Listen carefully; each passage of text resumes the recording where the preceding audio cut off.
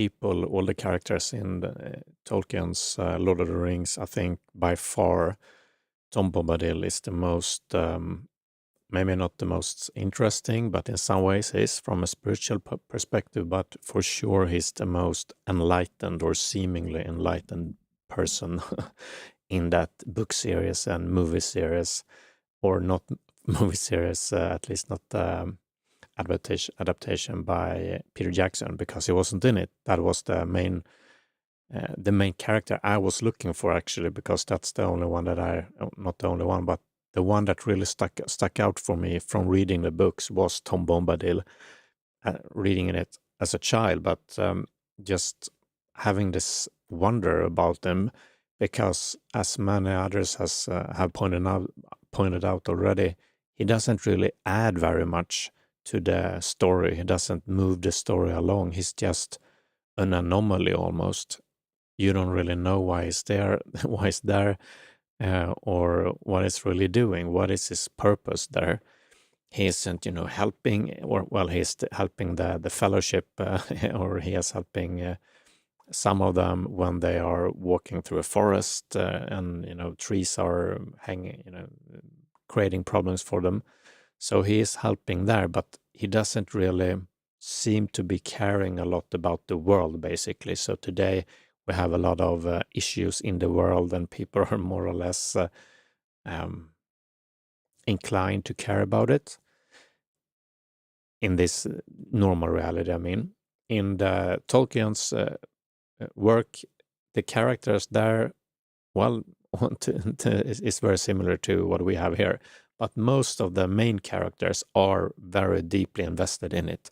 Gandalf, for example, he's, apart from Tom Bombadil, the person who seems most, I would say, enlightened, to use that term. Maybe we need to define it, but he is part, or he is a spiritual being who has chosen to incarnate in that world according to the lore, and he is a guide, sort of, and he has some powers that he used to, and he helps people with hope and help saving he's like a light worker almost, but he is also to a large degree invested in it. He really wants it to go a certain way. He gets he can get angry. He can, although he seems to have a kind of a self-awareness, he isn't as he isn't as grabbed by emotion, or shall we say, as many of the other characters are. He still is a part of it. He's part of the drama, should we say.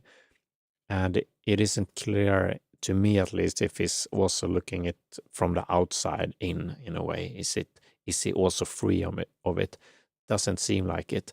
The only person that seems to be clear of what we would say dualism, who is living in a non-dual way. Of course, anyone can have the experience of non-duality or that type of awakening and still being an activist or whatnot. But they could show it in some ways, and in their mannerism, in their way of speaking, or explicitly saying things about it, that would make you understand that they are not as invested in it as some of the other activists are. So with Tom Bombadil, that is the case. He is not affected by the woes of darkness and light, darkness and light, good or bad. He doesn't care about it at all, and it's obvious in many ways. In part, in the way he acts, he just goes around and singing to himself. It is also apparent in that when the others, Gandalf and others, are talking about him, and they say maybe we should give the ring. There's a ring in the famous ring, one ring to rule them all, that Sauron has created, that is really powerful, and you want that to be destroyed or hid away in or given to someone who can keep it from Sauron. And Tom Bombadil, because he's so powerful and unaffected by all kinds of magic and and whatnot, he would be on paper may be a good choice, but the fact that he doesn't care about anything, I think it's Gandalf for someone who says that, yeah, he'll just lose it. He'll forget about it and not keep track of it, the ring that is. So he wouldn't be a good person to give it to it because he doesn't care. And that is interesting because everybody cares. The whole plot is about this ring, and Tom Bombadil doesn't care. It also doesn't affect him. So when he at one point he gets a hold of it, Frodo, one of the main characters or the main character, gives it to him, and he puts it on, and most people become invisible when they have it on. But for some reason, Tom Bombadil is unaffected by it. He's also unaffected in the way that he doesn't have any longing for it. He apparently does not care. He does not care about good or evil. He does not care about the ring. He doesn't have any needs almost. The deep, Buddhist idea of we are grasping for things or avoiding things. Tom Bombadil is a clear example of someone who does neither. He's just living his life almost like Jesus says that, that we need to become like little children to enter the kingdom of heaven or kingdom of God. That is the way Tom Bombadil seems to be living, carefree. On the face of it, many people would say that he's crazy, or he's uncaring because he doesn't care about these the troubles that quote normal people care about. And that, I mean, if that's how you view it, that's totally fine. But he does seem to be an enlightened being in the way that enlightened beings have been portrayed throughout history, or as it is spoken about in the Heart Sutra, for example, or in other spiritual texts, that we can go beyond the good and evil, go beyond right and wrong, go beyond darkness and light, go beyond dualism in a sense, or explicitly. That is what they say, going beyond duality, going beyond right and wrong. And that is what Tom Bombadil is doing or have done, I think, at least. And I managed to also ask the ChatGPT about it, just to see what it's spat out. I think there are articles about it too, if you search for it. But it says that transcendence of knowledge. Regarding Tom Bombadil, he exhibits a profound connection to nature and deep understanding of the world around him. He's unaffected by the One Ring, as I said, showing no desire for power or control, which is, what everyone is searching for. They're either afraid of the power or afraid that it will corrupt them, or they want it. All are somewhat affected. Even Gandalf, he is afraid of the ring. He's afraid of having it himself. He's afraid of what it will do. And he's definitely affected by it. So, but he indicates here, as ChatGPT says, indicates a level of transcendence over material desire and temptations. This detachment from worldly power and his joyful, harmonious existence suggests a state of enlightenment akin to figures of spiritual traditions. And I would agree. He also, further down it says, Tom Bombadil represents a timeless, enigmatic presence who exists outside the central conflicts of Middle-earth. Yeah, that's what I spoke about earlier too. Apparently his wife, Goldberry, describes him as a master, not because of not because he owns anything, but because he exists in a state of harmony with everything around him. That's also a unique or interesting perspective. Yeah. So philosophically, also ChatGPT says Bombadil could be seen as an embodiment of pure being or existence, one who lives entirely in the present moment, free from the past and future concerns. This aligns with many Eastern philosophies such as Taoism, Buddhism, and Buddhism, which emphasizes living in harmony with the Tao or attaining a state of mindfulness and detachment from the ego. And of course, all the mystical traditions, if we take Sufism or Kabbala or Christian mysticism or yeah, you know, Advaita Vedanta, for example, in Hinduism, everyone has different examples of this way of being. It's called Sahaja Samadhi in Hinduism, which is basically means the stateless state in a way, and also a free, spontaneous state, which is exactly how Tom Bombadil is, I would say. Okay. He also, some literary interpretations view Bombadil, this is again ChatGPT, as a symbol of nature itself, an elemental spirit or personification of the natural world. His joy, song, and timelessness. He also says that he is, he was there before the world, basically. So that's an indication of timelessness before the world, before time, maybe even.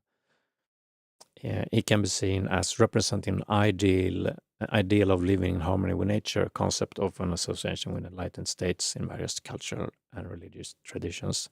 Yes. So Tolkien himself did not, it says further down here, explicitly label Bombadil as enlightened. But yeah, we can definitely see it in him, or we can interpret it as such. And I just find that to be an interesting thing. And it's also becomes, he's just a weirdo because he isn't interested really in anything. He doesn't, again, move the story. He isn't part of the drama, and that is the thing, of course. When you wake up from, quote, drama, or you wake up from attachment and aversion, that is what happens. There is nothing really exciting anymore. When we watch a movie, if there are only people who are unaffected by everything that happens in a way, like him, nothing happens. No one would do anything. They would just go walk around and be happy. They would do that though. But usually what's in a movie is, that's the, what is it called? I don't know. The drama, basically. There's a philosophy behind drama, how, you want a dramatic arc when there's something bad is happening, and then or the hero's journey, which is very apparent in Tolkien's work and in the Lord of the Rings trilogy. We have the hero's journey with a lot of people there, like Frodo, Aragorn, and others who really have to step up, and they go through hardships and they go through emotional turmoil and mental turmoil, and they end up in a better place, shall we say. But that is not the journey for Tom Bombadil. Even Gandalf goes through something like that. He goes through a death, even it's a symbolic. It is a literal death too. He's actually brought back. This is a spoiler though, but yeah, anyway, he's brought back. But is it called Iluvatar or something? The god of that world. After he dies fighting a Balrog, and he comes back. He used to be called Gandalf Grey, and now he's called Gandalf the White. And he is changed. He's also changed. He's similar in many ways in his mannerism, characteristics, and personality. His clothes and stuff is different, but his demeanor is somewhat changed too. He's even more awake, maybe, and more mature, maybe, and a bit more powerful. And he's just a bit more, shall we say, which is also it's a transformation that even he goes through, even though he's such an highly developed being. But Tom Bombadil doesn't. He's just the same. He will, I don't know if he can go through any changes even. He's sort of changeless, timeless, enlightened, awake. Of course, there are no real humans like that on earth, or because he's like, even Jesus is fully human, fully divine. Even Jesus had quals. What do you say? He got sad. He said, "Take this cup from me," and he had doubts, which is totally fine. Of course, you can still be awake and still have doubts seep in. But Tom Bombadil, he's fully awake. He's only awakening, it seems, nothing else. And that's just interesting again to see that seep into the work of Tolkien, and whether or not it was intentional or if that was what he himself was thinking, it can still be a manifestation, just as, the hero's journey appears everywhere. We speak about Jungian archetypes, they are there in the collective unconscious, so to speak. So we can write about this, paint these things, even though we don't fully understand it yet. But something within us does. And I just find that beautiful. It's really funny to see that, and it wasn't apparent to me at all when I read the books when I was younger, but now, being a bit older, I can see it. Okay, that was it from me. Thank you, and see you again. Ciao.